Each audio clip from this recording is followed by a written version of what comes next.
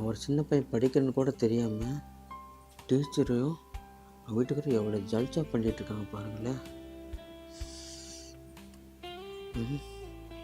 இப்படிலாம் தப்பு பண்ணால் எனக்கு ஒரு ஏக்கம் வருமா வராதா?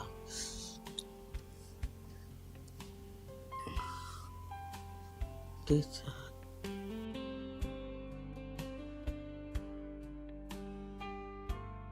நான் மட்டும் கெட்டு போகிறது இல்லாமல் எத்தனை பசங்க கெட்டு போவாங்க?